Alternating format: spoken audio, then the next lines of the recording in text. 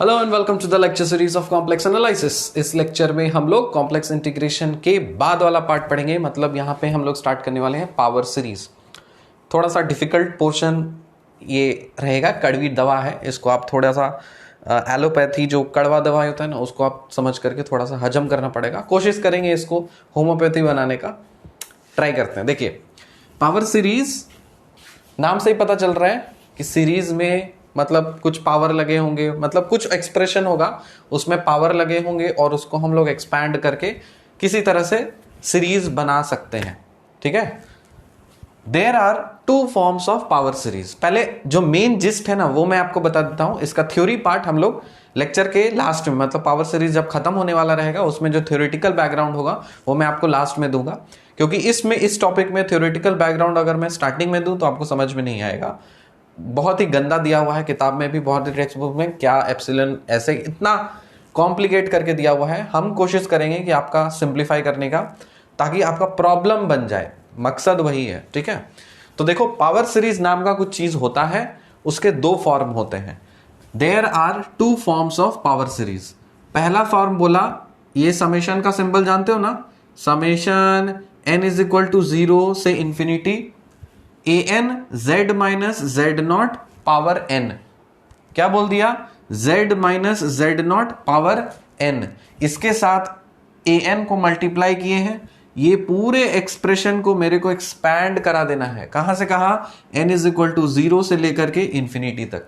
इसका क्या सिग्निफिकेंस है, नहीं सिग्निफिकेंस है, आपके लिए कुछ लेना देना नहीं है, वो हम लोग के लिए है, आप छोड़ दीजिए। आपको बस प्रॉब्लम सॉल्व करने हैं, उस पर फोकस करिए। तो इसका फिजिकल सिग्निफिकेंस फिलहाल जानने की जरूरत नहीं है आपको ना। मान लीजिए कुछ इस तरह का होता है कुछ एक्सप्रेशन, ठीक है, क्या किए, summation n is equal to 0 से infinity an z minus z nought power n। अब देखो गौर से, यहां पे n है, यहां पे भी n है, और n इज इक्वल टू 0 से लेकर के इंफिनिटी जाना है। मतलब पहला एक्सप्रेशन, मतलब पहला जो टर्म होगा वो क्या होगा, a0 z minus z0 power 0। क्योंकि यहां समेशन का सिंबल है इसलिए हम लिखेंगे plus a1 z minus z nought power 1 plus a2 z minus z nought power 2 plus and so on till infinity. समझ में आया? तो ये एक पहला फॉर्मेट है आपके पावर सीरीज का। So this power series is centred at z nought, मतलब z माइनस समथिंग। तो यहां पे जो आपका ये जो चीज दिया रहता है ना, इसको क्या बोला जाता है, इसको बोला जाता है सेंटर। तो यहां पे आपका जेड नॉट को हम लोग एक सेंटर की तरह ट्रीट करेंगे। तो ये वाला जो पोर्शन है ना, इसको बोला जा रहा है, ये है आपका सेंटर। ये सब सेंटर कहां डिफाइंड होंगे, ये सब कुछ सब आपका चल रहा है कहां, आपके एर्गेंड प्लेन में चल रहा है, जो स्टार्टिंग में हम लोगों ने सीखा था। ठीक है, so this power series is centred at z nought. तो ये इसका सेंटर हो गया।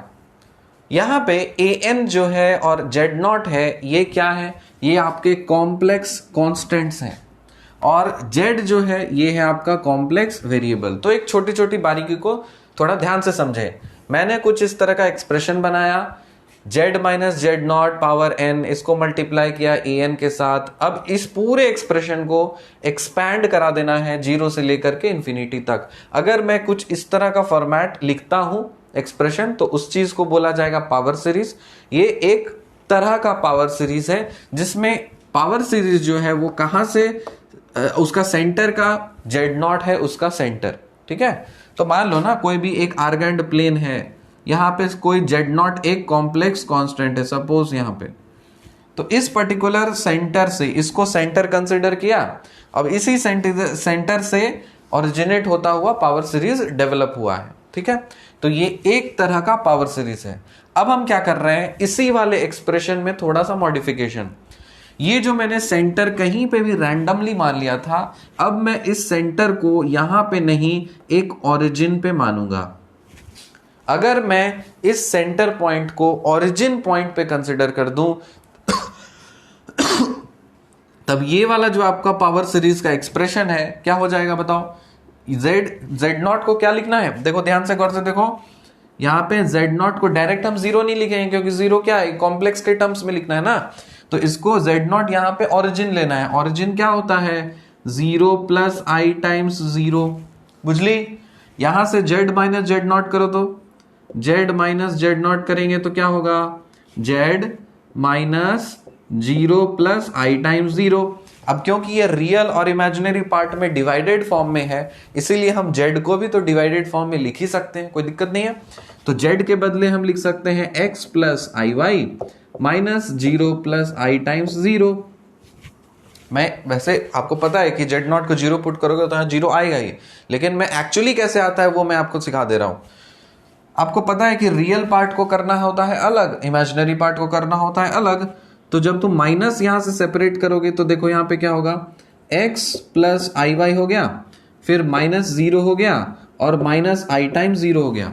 यहाँ पे रियल पार्ट को अलग लेना है, तो यहाँ पे आपको दिख रहा है कि ये वाला 0 रियल है, ये वाला x रियल है, तो हम x माइनस 0 को अलग लिख देंगे, प्लस आई टाइम्स देंगे और y माइनस 0 को अलग लिखेंगे। x माइनस 0 मतलब x, y माइनस 0 मतलब y, ये फाइनली क्या आ गया, आपका z आ गया। तो आपको दिख रहा है कि z माइनस जेड नॉट करने पे क्या आ जा रहा है, आपका z ही आ जा रहा है। तो इसीलिए ना z माइनस जेड नॉट को भागा करके हम सिर्फ z लिख देंगे। बात आ गई समझ में। तो कहीं पे भी एक रैंडम कोई भी एक z नॉट कोई पॉइंट था, उसको हम कंसिडर कर दिए हैं क्या, एक ओरिजिन। अगर हम ओरिजिन कंसिडर कर देते हैं तब ये वाला पावर सीरीज कन्वर्ट होकर के ये वाला फॉर्मेट में बन जाता है। तो जनरली हम लोग को इसका काम लगेगा, मैं आपको सिखाऊंगा। आपको जो सेकेंड फॉर्म है ना, मोस्ट ऑफ द केसेस में आपको सेकेंड फॉर्मेट ही काम लगेगा। This power series is centred at origin, कहने का मतलब है कि ये जो पावर सीरीज है कहां सेंटर्ड है, ओरिजिन पे सेंटर्ड है। और यहां पे आपको जो दिख रहा है an को बोलेंगे कॉम्प्लेक्स कांस्टेंट, और जो z है इसको बोला जाएगा कॉम्प्लेक्स वेरिएबल। एक important note point, it is sufficient to consider the second form that is summation n is equal to 0 से infinity an z power n because it is reduced form of the first form by taking center as origin।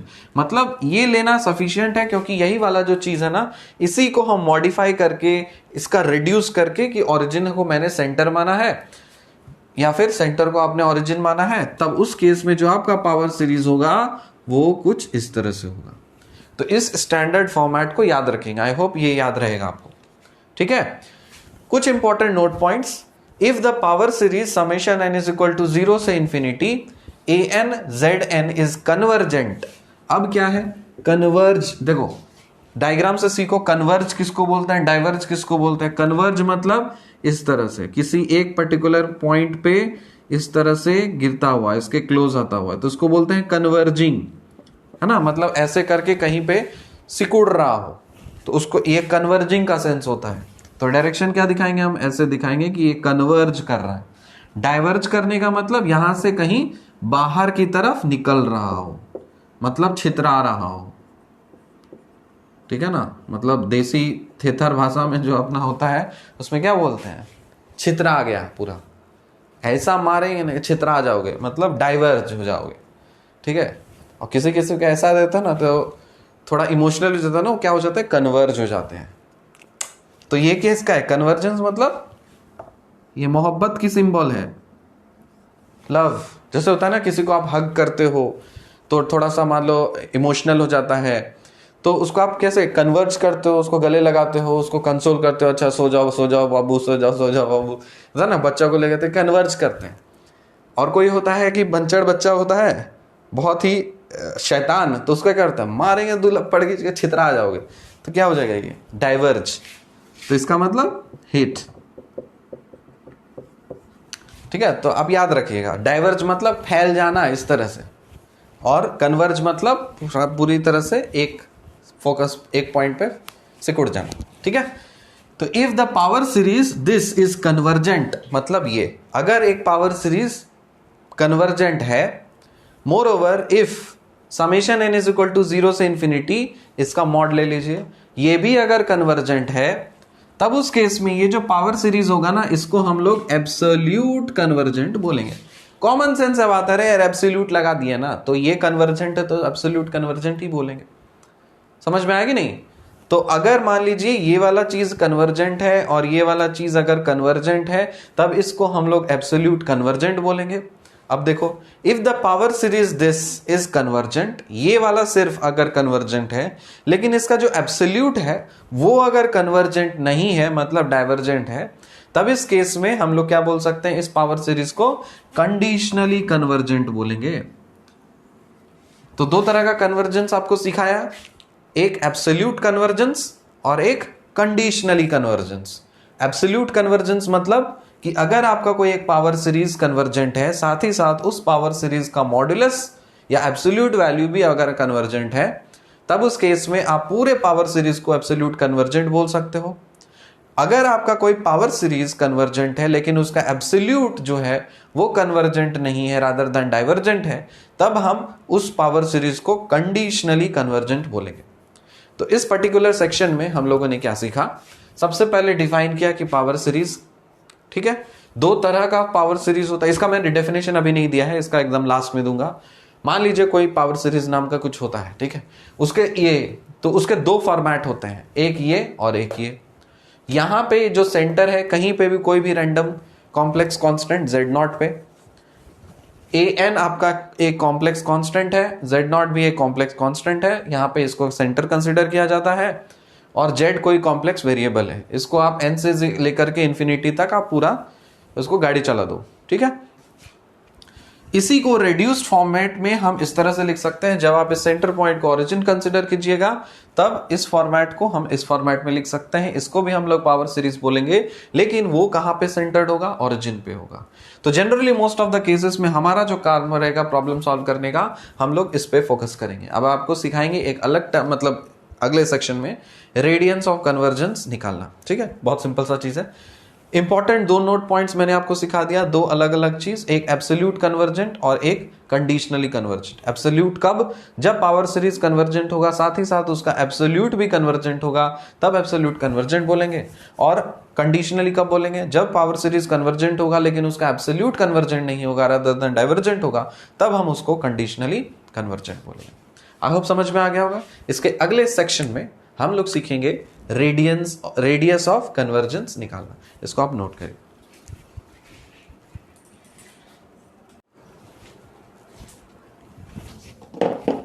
Power देखो यहां पे power series में क्या होगा, इसमें दो तरह के प्रॉब्लम निकालने के लिए होंगे, मतलब रेडियस ऑफ कन्वर्जेंस है ना, इसमें भी आपके दो तरह के प्रॉब्लम्स आएंगे। पहले सीख लो, बता देते हैं। जैसे पावर सीरीज को हम लोग जानते हैं, क्या लिखते हैं, summation n is equal to 0 से लेकर के इंफिनिटी, ये लिखा, और यहां पे लिखा रहता है an, और इधर लिखा रहता है z के पावर में, z के माथे पे n। ये पावर सीरीज तो जानते हो, अभी अभी ताजा ताजा सिखा है।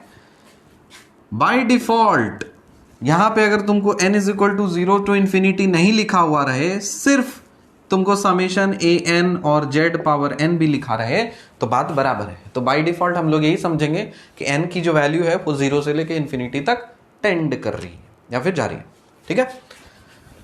इसमें से मैंने आपको सिखाया था कि ये वाला जो चीज है ना, इसको बोला जाता है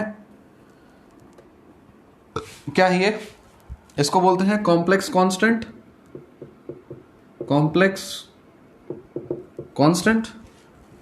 और ये वाला जो z है इसको बोला जाता है कॉम्प्लेक्स वेरिएबल, और n को तो आप जानते हो इंडेक्स बोला जाता है। यही करेंगे आपको निकालना है रेडियस ऑफ कन्वर्जेंस। तो बुआ, रेडियस ऑफ कन्वर्जेंस निकालने के दो फॉर्मूले हैं। पहला formula r is equal to limit an by an+1 when n tends to infinity. ये फॉर्मूला आपको तब लगाना है जब आपका जो an है वो नॉन पावर हो। तो यहां पे मैं दिख दे रहा हूं नॉन पावर, पावर सीरीज में नॉन पावर, समझ में आएगा कहने का क्या मतलब है। और ये वाला फॉर्मूला आपको तब लगाना है 1/r is equal to limit an power 1/n when n tends to infinity. ये पावर, इसलिए पावर, ये वाला चीज डॉक्टर जैकब। आपको नोट ये भी याद रखना है, बचपन से आपने पढ़ा है कैलकुलस में, limit n 1 + 1/n whole power n and n tends to infinity is equal to e। यहां पे e क्या है, ये है ऑयलर नंबर, ठीक है। तो कुछ लोग इसको यूलर बोलते हैं, अरे यूलर नहीं है, इसको ऑयलर पढ़ा जाता है। समझ में आया? देखो अब निकालते हैं हम लोग रेडियस ऑफ कन्वर्जेंस, ये सारे क्वेश्चंस के। पहला क्वेश्चन है हमारे पास, फर्स्ट क्वेश्चन है summation n plus 1 by n plus 2 into n plus 3 into z plus zn। Power series आप जानते हो आप होता है समेशन an zn। आपको कंपेयर करना है इससे और इससे। क्या दिखा आपको? तो दिख गया zn इधर है, zn इधर है, समेशन है, समेशन है, क्या रह गया ये an। समझे कि नहीं? तो आपको कंपेयर करके पता चल गया an क्या है, n plus 1 divided by n plus 2 multiplied with n plus 3। समझ में आया? अब यहां पे आप an का नजरिया देखिए, मतलब इसका हुलिया देखिए। ये पावर वाला an है, ये नॉन पावर वाला an है, नॉन पावर वाला an है, क्योंकि इसके माथे में कोई पावर टावर नहीं है। इसमें तो पहले क्वेश्चन देखो गौर से, और इसमें तुम आइडेंटिफाई करो कि इसमें an के माथे पे पावर वाला कौन सा है, उसको हम लोग ये वाला फॉर्मूला यूज करेंगे। an के मतलब an में अगर कोई नॉन पावर चीज है, नॉन पावर an है, तब उसमें हम लोग ये फॉर्मूला यूज करेंगे। तो यहां पे देखो, यहां पे आपको an दिख रहा है, क्या इसमें कोई पावर टावर दिख रहा है? नहीं। तो यहां पे नॉन पावर वाला फॉर्मूला यूज होगा। देखो ये नॉन पावर ये मेरा डेवलप किया हुआ टर्मिनोलॉजी है, आपको कॉम्प्लेक्स एनालिसिस में बुक में नहीं मिलेगा। ये मैंने आपको याद रखने का तरीका बताया, तो प्लीज वो फिर ऐसा गलती मत कर देना, ठीक है? ये आप देखो, सिर्फ याद करने का तरीका, याद करने का तरीका बाय प्रभास कुमार, ठीक है? वेज टू लर्न या मेमोरी, मतलब ऐसा ही लर्निंग टिप, इस तरह से आप याद कर लो।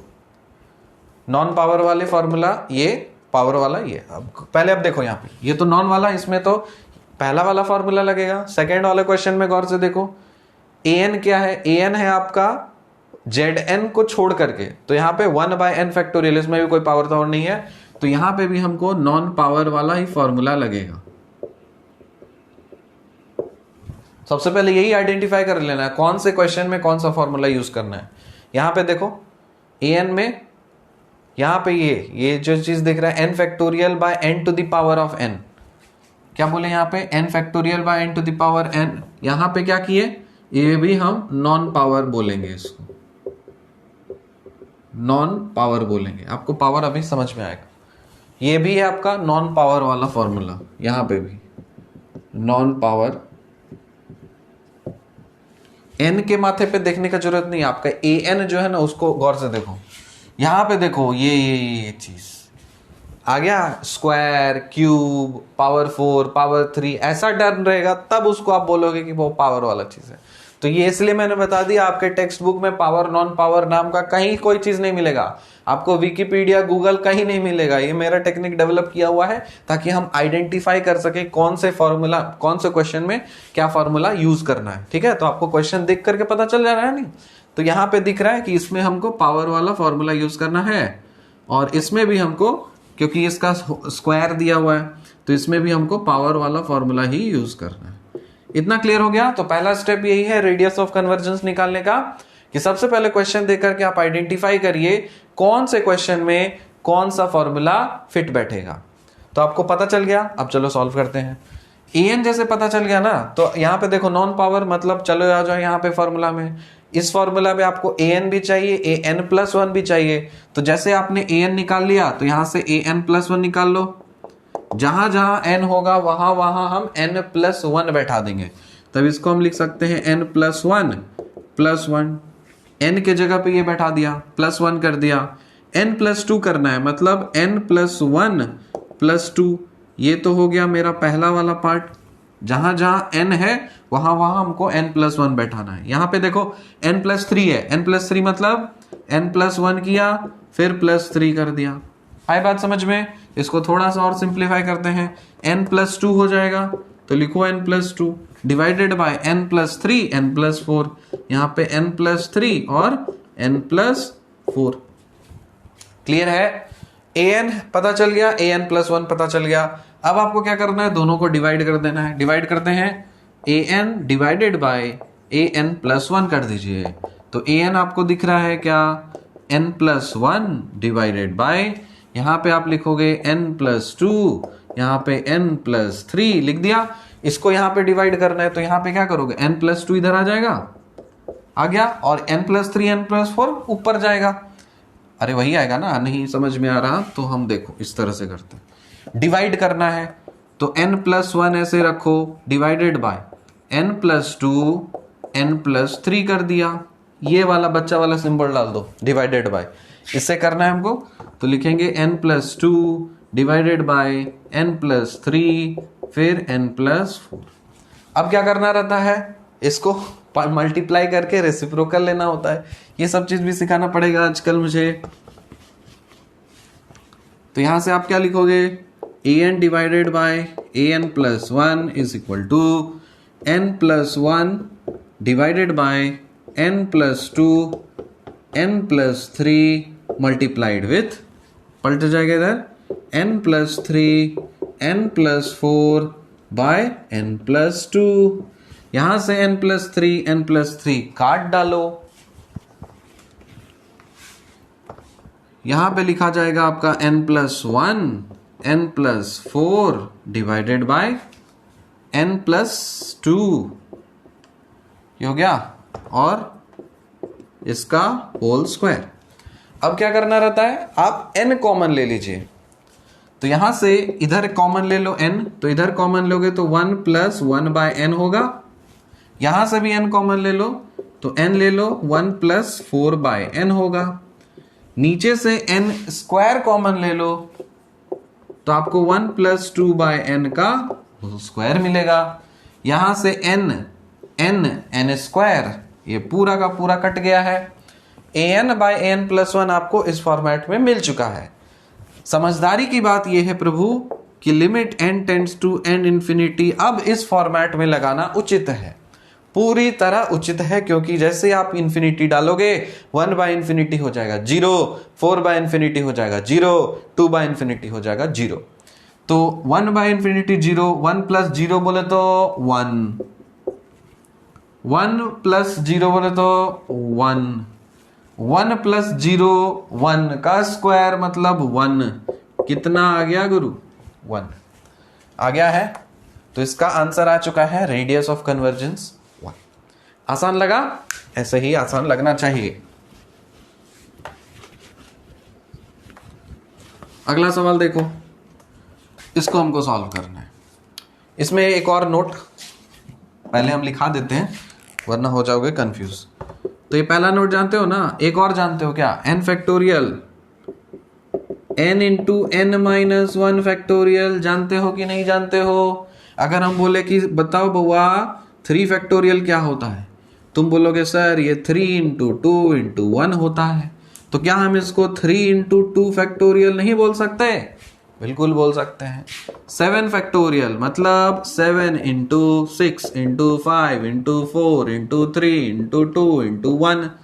क्या हम इस चीज को 7 इंटू 6 फैक्टोरियल नहीं बोल सकते? बिल्कुल बोल सकते हैं। तो n factorial is equal to n into n minus one factorial, इसका काम लगेगा अभी।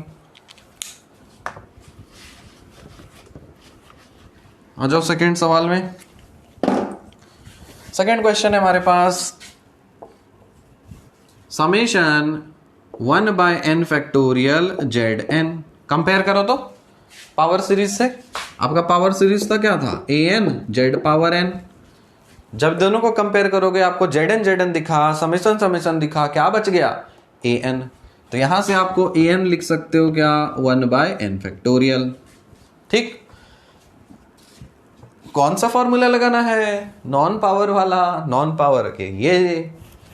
तो आ जाओ इधर, an प्लस वन, इसको क्या बोलेंगे 1 by n plus one factorial. कर दीजिए divide, an by an plus one find करना है तो आप लिखेंगे 1 बाय n फैक्टोरियल, डिवाइड करना है इन्हें से, तो क्या हम इसका रेसिप्रोकल से कर दें, मल्टीप्लाई कर सकते हैं। तो हम n प्लस वन फैक्टोरियल को मल्टीप्लाई कर देते हैं, n प्लस वन का फैक्टोरियल। अब बताइए n factorial is equal to n into n minus one factorial. तो क्या हम इस चीज को ऐसा लिख सकते हैं, n+1 into n+1 -1 factorial. n+1 -1 मतलब कट ही जाएगा ना, तो यह तो आपका n फैक्टोरियल बन जाएगा। कोई दिक्कत? नीचे में है आपका n फैक्टोरियल। आई बात समझ में? काट डालिए इसको। क्या मिला? Limit an by an+1 n tends to infinity is equal to limit n+1 और n टेंड्स टू इंफिनिटी। अब इसे कॉमन लेने से भी कोई फर्क पड़ेगा क्या? नहीं पड़ेगा। तो इसको आप लिख सकते हो लिमिट n कॉमन भी ले लोगे तो 1+1/n ही आएगा, 1/1 ये भी यही आएगा, n टेंड्स टू इंफिनिटी। यहां पुट करो 1/इंफिनिटी 0, 0+1 1, 1 इंटू इंफिनिटी इंफिनिटी। अरे रेडियस जब इनफाइनाइट हो जाए तो उसको क्या बोलेंगे? छितरा आ गया है छड़ा, तो डाइवर्जेंट हो गया है कि नहीं? रेडियस ऑफ कन्वर्जेंट अगर इनफिनाइट हो गया तो यहां पे आपका रेडियस ऑफ कन्वर्जेंस इंफिनिटी हो गया। क्लियर है? थर्ड क्वेश्चन में आओ।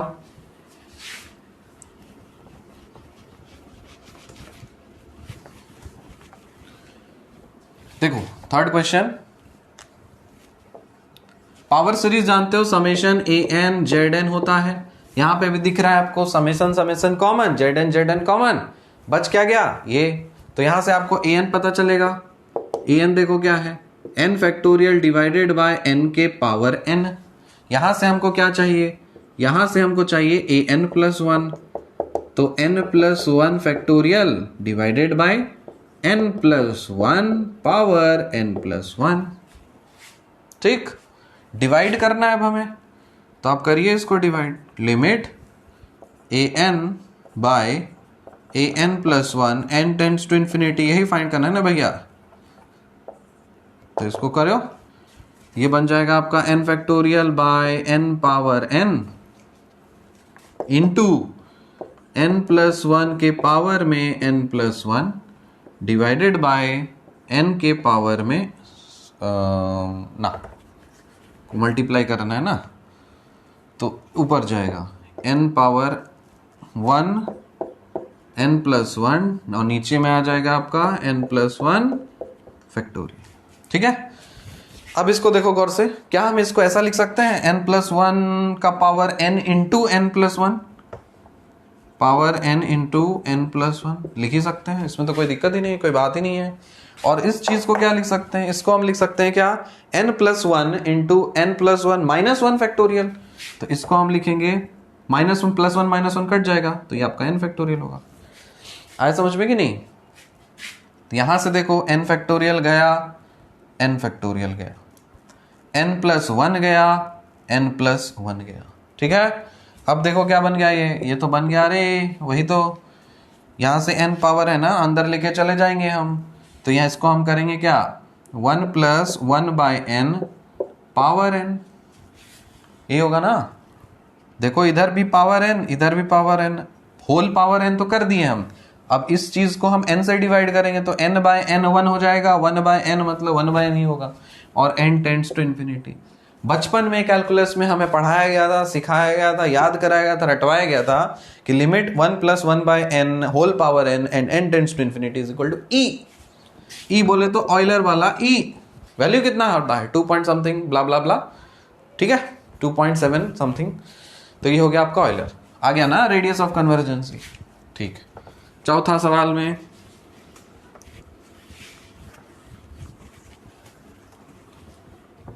फोर्थ क्वेश्चन में आते हैं हम लोग। कंपेयर करोगे तो क्या मिलेगा हमको? तो मिल गया an is equal to 1/n के पावर में p। यहां से हमको an+1 चाहिए, मिलेगा। तो यहां से क्या लिखोगे, 1 डिवाइडेड बाय n+1 के माथे में पावर p, डिवाइड करना है अब हमको, तो an डिवाइडेड बाय an+1, तो इसका मतलब 1/n के पावर में p रहने दो, मल्टीप्लाई कर दो n+1 के पावर में p, कोई दिक्कत ही नहीं है। यहां से अब क्या करना है हमको अब देखिए क्या किया जाए, यहां से आप लिख सकते हो n के पावर p आप कॉमन ले लेंगे अगर, तो यहां से 1+1/n होल पावर p हो जाएगा, नीचे में क्या आ जाएगा, n पावर p आ जाएगा, काट छांट डालिए ना, और लिमिट करना है आपको n टेंड्स टू इंफिनिटी। तो यहां से n टेंड्स टू इंफिनिटी अगर कब कहो तो ये हो जाएगा 0, 1 प्लस 0 बोले तो 1, 1 के पावर में p बोले तो 1, तो ये बन चुका है आपका 1। समझ में आया? तो रेडियस ऑफ कन्वर्जेंस हो गया 1। 4 सवाल बना दिए हम, आखिरी सवाल हम बना दे रहे हैं, और लास्ट वाला सवाल आपका कमेंट सवाल है, वो हम नहीं बनाएंगे, वो आपस में अपने भाई बंधुओं से डिस्कस करिए और कमेंट सेक्शन में आंसर फाइंड करिए। थोड़ा ब्रेन स्टॉर्मिंग करना जरूरी है, वरना करते क्या लोग, चम्मच से ले बेटा घूट पी ले, ऐसे वैसे नहीं करना। हम यहां तक घूट पिला दिए ना, अब आप तैयार हो चुके हैं इस प्रॉब्लम को सॉल्व करने के लिए। तो ये है आपका कमेंट प्रॉब्लम, आप कमेंट सेक्शन में इसको आंसर इसका डालें और अपने ही लोगों से जाकर के सलाह मशवरा करें। हमसे कृपया ये सवाल ना पूछें, ये आपके लिए होमवर्क क्वेश्चन। हम ये बना देते हैं पावर वाला, 2 तरह का, ये वाला तो सिखा दिया ना, अब ये वाला देखो, कंपेयर करोगे इसमें हुआ तो पावर सीरीज में आपको पता है कि समेशन यहां तो है लिखा हुआ, तो an क्या है, an दिख जाएगा आपको 1 + 1/n whole power n square. ठीक है, आपको क्या चाहिए यहां पे ये n+1 नहीं चाहिए, आपको ये फॉर्मूला लगाना है। तो डायरेक्ट आप क्या बोलोगे, 1/r = लिमिट कर देंगे हम, और an है मेरे पास 1 + 1/n, और यहां पे होल स्क्वायर है, और इसके पावर में डालेंगे हम क्या, 1/n डाला, n टेंड्स टू हमको करना है इसको इंफिनिटी, तो ये जो स्क्वायर है और ये वाला कट जाएगा, कट। तो आपको जैसे ही बचपन में सिखाया गया था, limit 1 + 1/n whole power n tends to infinity = e, तो यहां पे आपको आसानी से दिख रहा है कि ये क्या है, ये और कुछ नहीं, 1/r को हम लिख सकते हैं e। समझ में आई बात? तो इसको जब आप रेसिप्रोकल करेंगे r = तो क्या मिल जाएगा, 1/e। बहुत ही बेहतरीन तरीके से हम लोगों ने काफी एक नया कॉन्सेप्ट सीखा आज, जिसका नाम था रेडियस ऑफ कन्वर्जेंस। आपको पावर सीरीज मैंने बताया काफी कड़वी दवाई है, इसलिए हम इसको थोड़ा सा लाइट, थोड़ा सा हल्का, हौले हौले दे करके देंगे, छोटे छोटे टैबलेट करके, ताकि आपके दिमाग हैंग ना करे। आपने इस लेक्चर में सीखा ना, बहुत नया चीज सीखा, अपने रेडियस ऑफ कन्वर्जेंस निकालना सीख लिया है। 2 तरह का फॉर्मूला, एक नॉन पावर और एक पावर टाइप का फॉर्मूला, एक जगह ये यूज होता है, एक किसी प्रॉब्लम में ये यूज होता है। तो जहां जिस क्वेश्चन में आपको दिख जाए कि कौन सा फॉर्मूला अप्लाई करना है, वहां वो अप्लाई करके और सॉल्व कर लीजिए। आई होप काफी अच्छे तरह से समझ में आया होगा। मिलते हैं आपसे अगले लेक्चर में, तब तक के लिए बाय।